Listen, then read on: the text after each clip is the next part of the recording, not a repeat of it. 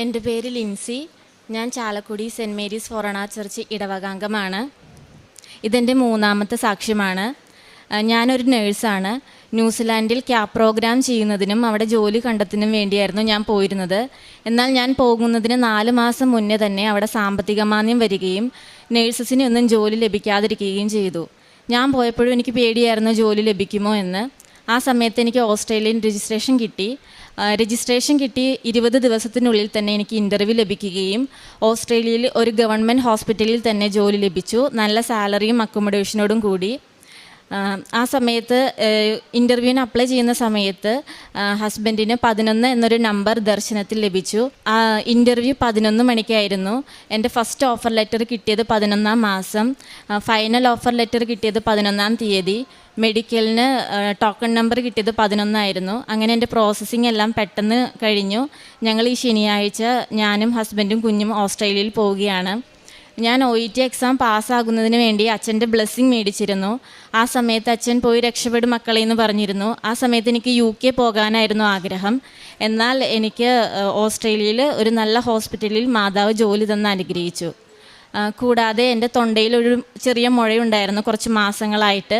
എനിക്ക് ക്യാൻസർ ആണോ എന്നൊരു പേടിയായിട്ട് ഞാൻ ഡോക്ടറിനെ കാണിച്ചിരുന്നില്ല. എന്നാൽ ലാസ്റ്റ് ഞാൻ ഡോക്ടറിനെ കണ്ടു. ആ സമയത്ത് ഞാൻ മാതാവിനോട് പ്രാർത്ഥിച്ചിരുന്നു, സർജറിയും മരുന്നും ഒന്നും വേണ്ടാതെ എന്നെ മാറ്റിത്തരണമേ എന്ന്. ആ സമയത്ത് ബയോപ്സി ചെയ്തു. ബയോപ്സി നോർമലായിരുന്നു. എന്നാൽ മെഡിസിൻ എടുക്കാൻ പറഞ്ഞു ഡോക്ടർ. ഞാൻ വീണ്ടും പ്രാർത്ഥിച്ചിരുന്നു. പിന്നെ മെഡിസിൻ എടുത്ത് ഭയങ്കര ക്ഷീണവും തലകറക്കവും വന്നപ്പോൾ സെക്കൻഡ് ഒപ്പീനിയന് വേറൊരു ഡോക്ടറിനെ കണ്ടു. ആ ഡോക്ടർ നോക്കിയപ്പോൾ തൈറോയിഡിൻ്റെ റിസൾട്ട് എല്ലാം നോർമലാണ്, മെഡിസിൻ ഡിസ്കണ്ടിന്യൂ ചെയ്തോളാൻ പറഞ്ഞു. ഇത്രയും അനുഗ്രഹങ്ങൾ തന്ന മാതാവിന് നന്ദി. ഇനി എൻ്റെ ഹസ്ബൻഡ് പറയും. എൻ്റെ പേര് ഡിൻസൺ ഡേവിസ്, ചാലക്കുടിയിൽ നിന്നാണ് വരുന്നത്. ഞാൻ UAE ഒരു ബിസിനസ് ചെയ്യായിരുന്നു. ബിസിനസ് ചെയ്ത് അത് പൊളിഞ്ഞ് സാമ്പത്തികമായിട്ട് എനിക്കൊരു 10 ലക്ഷം രൂപയുടെ കടം കയറി. ആ സമയത്ത് വൈഫിനും ജോലിയില്ല, എനിക്കും ജോലിയില്ല. അങ്ങനെ കുടുംബജീവിതത്തിനൊക്കെ വേണ്ടി പൈസയ്ക്ക് ഭയങ്കര ബുദ്ധിമുട്ടായി. അപ്പോൾ വൈഫ് എപ്പോഴും എന്നോട് പറയായിരുന്നു മാതാവിൻ്റെ അവിടെ പോയി ഉടമ്പടി എടുക്കണം. അപ്പോൾ എൻ്റെ മനസ്സിലൊരു വിശ്വാസം എന്ന് പറഞ്ഞാൽ മാതാവിനോട് വിശ്വാസമുണ്ട്.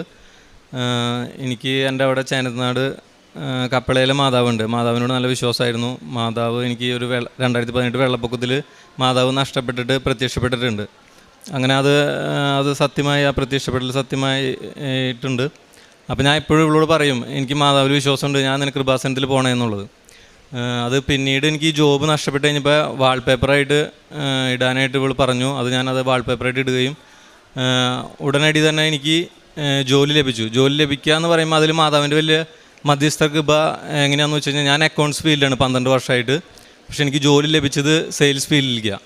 ആ സെയിൽസ് ഫീൽഡിലേക്ക് എനിക്ക് ജോലി മാതാവ് നൽകിയത് എന്തിനാണെന്ന് വെച്ച് കഴിഞ്ഞാൽ മാതാവിനെ പ്രഘോഷിക്കാൻ വേണ്ടിയിട്ടാണ്. ആ ജോബ് എനിക്ക് ലഭിച്ചതോടുകൂടി എനിക്ക് പോകുന്ന വഴികളിലും സുവിശേഷമായിട്ട് മാതാവിനെ കൊടുക്കാനും ദൈവത്തിൻ്റെ ശക്തി പകർന്നു കൊടുക്കാനൊക്കെ സാധിച്ചു. അതുപോലെ ഈ മാതാവ് എല്ലാം ഒന്നാന്നുള്ളൊരു ചിന്തയിൽ എനിക്ക് കിട്ടിയൊരു ബോധ്യം എന്ന് വെച്ച് കഴിഞ്ഞാൽ മാതാവ് വെളിപ്പെടുത്തി തന്നത്, ഞാൻ നാട്ടിൽ വർക്ക് ചെയ്യണതും UAE വർക്ക് ചെയ്യണതും വ്യത്യാസമുണ്ട്. ഞാൻ നാട്ടിൽ വർക്ക് ചെയ്യണമെങ്കിൽ ആ സെയിം ഒരു സാലറിയോ മറ്റ് ഫെസിലിറ്റീസ് അല്ല എനിക്ക് UAE കിട്ടുന്നത്. അപ്പോൾ ഓരോ സ്ഥലങ്ങളിൽ മാതാവ് പ്രത്യക്ഷപ്പെടുമ്പോൾ അതിനൊരു വ്യത്യാസം ഉണ്ട് എന്നുള്ളൊരു ബോധ്യം എനിക്ക് തരികയും അത് മറ്റ് അനേകം മക്കൾക്ക് കൊടുക്കുവാനായിട്ടും ഇപ്പോഴും എനിക്ക് സാധിക്കുന്നുണ്ട്. അതുപോലെ ഞങ്ങളുടെ ജീവിതത്തിലും അത് വളരെയധികം അനുഗ്രഹങ്ങൾ ലഭിച്ചുകൊണ്ടിരിക്കുകയാണ് ഇപ്പോഴും. പിന്നെ എനിക്ക് എൻ്റെ ഈ യാത്രയ്ക്ക് വേണ്ടിയിട്ടായിട്ട് മെഡിക്കൽ ചെയ്യാനായിട്ട് ഞാൻ പോയിരുന്നു. അപ്പോൾ മെഡിക്കൽ ചെയ്യാൻ പോയപ്പോൾ എനിക്ക് എൻ്റെ ലങ്സിലൊരു കാൽസിഫിക്കേഷൻ ഡോട്ട് കാണിച്ചു. ശരിക്കും പറയുകയാണെങ്കിൽ മാതാവ് അത് മധ്യസ്ഥ നിന്ന് അതിനുള്ള മെഡിക്കലൊക്കെ പാസ്സാക്കി തന്നു. ശരിക്കും അങ്ങനെ കാണിച്ചു കഴിഞ്ഞാൽ റിജക്റ്റ് ചെയ്യും. ഡോക്ടർ പറഞ്ഞു അത് കുഴപ്പമില്ല, അതെല്ലാം ഞാൻ പേപ്പറിലെല്ലാം ക്ലിയറാക്കി കൃപാസന മാതാവിൻ്റെ മധ്യസ്ഥയിൽ അതെനിക്ക് നടത്തി കിട്ടി. അതുപോലെ അച്ഛൻ്റെ ബ്ലെസ്സിങ് എനിക്ക് ഷാർജയിൽ വന്നപ്പോൾ എനിക്ക് അച്ഛൻ്റെ ബ്ലെസ്സിങ് കിട്ടി. അതൊരു വലിയ അഭിഷേകമായിട്ട് കാണുകയാണ്. അവിടെ ഞാൻ നിൽക്കുന്ന സമയത്ത് പല ആൾക്കാരും പറഞ്ഞിരുന്നു 6 വർഷമായിട്ടും 10 വർഷമായിട്ടൊക്കെ ബ്ലെസ്സിങ് കിട്ടാനായിട്ട് ആഗ്രഹിച്ച് നടന്നിട്ട് ലഭിക്കാതെ ഇരുന്നിട്ടുണ്ട്. അത് എനിക്ക് അച്ഛൻ്റെ ബ്ലെസ്സിങ് ദൈവകൃപയാൽ മാതാവിൻ്റെ മധ്യസ്ഥത്താൽ എനിക്ക് ലഭിക്കുകയുണ്ടായി. പിന്നെ ഞങ്ങൾ ഇനി വരുന്ന ശനിയാഴ്ച കുടുംബമായിട്ട് ഓസ്ട്രേലിയക്ക് പോവുകയാണ്. അപ്പോൾ ഈ അനുഗ്രഹങ്ങളൊക്കെ ലഭിച്ച മാതാവിന് 1000 നന്ദി, തിരുക്കുമാരനും ദൈവത്തിനും നന്ദി പറയുന്നു. ഹല്ലേലൂയ. കാരുണ്യ പ്രവൃത്തികൾ ചെയ്യണത് അനാഥാലയത്തിൽ ഭക്ഷണം കൊടുക്കാറുണ്ട്. പിന്നെ പറ്റാവുന്നവരൊക്കെ സഹായിക്കും. പിന്നെ പത്രം കൊടുക്കാനായിട്ട് മടി കാണിക്കാറില്ല. അത് സന്തോഷകരമായിട്ട് തന്നെ ചെയ്യാറുണ്ട് ദൈവത്തിൻ്റെ വേലകൾ. ഓൾഡ് ഏജ് ഹോമിലൊക്കെ ഭക്ഷണം കൊടുക്കാറുണ്ട്. എല്ലാം പരിശുദ്ധാത്മാവിൻ്റെ കൃപയാലെല്ലാം ഒരുക്കിക്കൊണ്ടിരിക്കുന്നുണ്ട്. പ്രാർത്ഥനാ ജീവിതം 2 ആഴ്ച കൂടുമ്പോൾ കുമ്പസാരിക്കും. ഞാൻ ന്യൂസിലാൻഡിൽ പോയിട്ടും അവിടെ ഇംഗ്ലീഷ് പത്രം കൊടുക്കുമായിരുന്നു. ന്യൂസിലാൻഡിൽ ചെന്നിട്ടും ഞാൻ കുമ്പസാരം മുടക്കിയില്ല. അപ്പോൾ എൻ്റെ ഫ്രണ്ട്സൊക്കെ കളിയാക്കും, ഇംഗ്ലീഷിൽ കുമ്പസാരിക്കാൻ അറിയുമെന്ന് ചോദിച്ച്. എന്നാലും എനിക്കറിയാവുന്ന ഇംഗ്ലീഷിൽ ഞാൻ കുമ്പസാരിക്കും. അവിടെ ഒന്നും മുടക്കാറില്ല. പിന്നെ കുർബാന കാണും, ബൈബിൾ വായിക്കും. ഇപ്പോൾ ഒരു പ്രാവശ്യം കംപ്ലീറ്റ് ആയി ബൈബിൾ വായിച്ചിപ്പോൾ 2ാമത് വായിച്ച് തീരാറായി. ഇത്രയും അനുഗ്രഹങ്ങൾ തന്ന ഈശോയ്ക്കും മാതാവിനും 1000 നന്ദി. ജോഷുവയുടെ പുസ്തകം 24-ാം അധ്യായത്തിൽ 13-ാം തിരുവചനത്തിൽ, നിങ്ങൾ അധ്വാനിക്കാത്ത ഭൂമിയും നിങ്ങൾ പണിയാത്ത പട്ടണങ്ങളും ഇന്ന് നിങ്ങൾക്ക് ഞാൻ തന്നു. നിങ്ങൾ ഇന്ന് അവിടെ വസിക്കുന്നു. നിങ്ങൾ നട്ടുവളർത്താത്ത മുന്തിരിത്തോട്ടത്തിൻ്റെയും ഒലിവ് തോട്ടത്തിൻ്റെയും ഫലം നിങ്ങൾ അനുഭവിക്കുന്നു. ലിൻസി ടി ജോർജും ഹസ്ബൻഡും തങ്ങൾ ഇന്ന് ഇവിടെ വന്ന് ദൈവത്തെ മഹത്വപ്പെടുത്തുവാനായിട്ട് ദൈവം തങ്ങളുടെ ജീവിതത്തിൽ കനിഞ്ഞരുളിയ കൃപകളാണ് നമ്മോട് പങ്കുവയ്ക്കുക. ന്യൂസിലൻഡിലേക്ക് പോകണമെന്നുള്ള ആഗ്രഹത്തോടെ OET പാസ്സായി പോകുന്ന മക്കൾ ബഹുമാനപ്പെട്ട VP ജോസഫ് അച്ഛനെ വന്ന് കാണുന്നുണ്ട്. ഈ മകൾ അങ്ങനെ ന്യൂസിലാൻഡിൽ ചെന്നപ്പോൾ അവിടെ ഉണ്ടാകുന്ന സാമ്പത്തിക മാന്ദ്യം, പിന്നീട് തിരിച്ചു വരുന്നു. അവിടെ നിന്ന് തന്നെ പ്രോസസ്സിങ് തുടങ്ങി ഓസ്ട്രേലിയയിലേക്ക് പോകുവാൻ. അവിടെ ഇന്ന് തനിക്ക് ഒരു പെർമനൻ്റ് ആയിട്ടുള്ള ഗവൺമെൻറ് സാലറിയോട് കൂടിയ ഒരു ജോലി ഓസ്ട്രേലിയയിൽ ലഭിച്ചു. തങ്ങൾ കുടുംബം ഒന്നിച്ച് പോവുകയാണ്. ഇതിനിടയിൽ എങ്ങനെയാണ് പരിശുദ്ധ അമ്മ സ്വപ്നത്തിൽ തൻ്റെ ഹസ്ബൻഡിന് 11 എന്നൊരു നമ്പർ കാണിച്ചു കൊടുക്കുന്നു. ആ മകനും ഉടമ്പടിയിലേക്ക് വരാനുണ്ടായ സാഹചര്യങ്ങളൊക്കെ പറയുന്നുണ്ട്. മാതാവ് എവിടെയാണെങ്കിലും ഒന്ന് തന്നെയല്ലേ, മാതാവിനോട് വിശ്വാസമില്ലാഞ്ഞിട്ടല്ല, കൃപാസനത്തിൽ തന്നെ വരണമെന്ന് എന്താ നിർബന്ധം?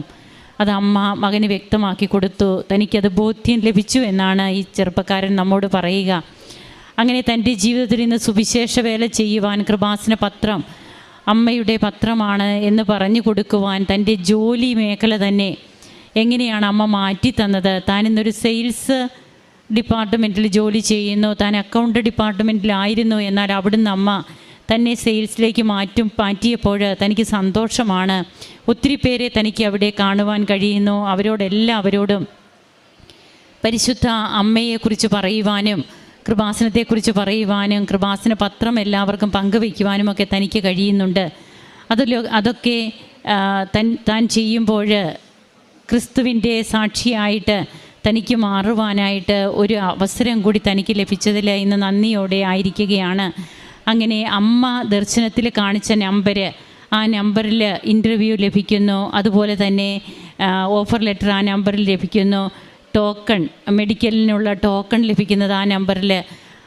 അതൊക്കെ ഇവർ കണക്റ്റ് ചെയ്യുകയാണ്.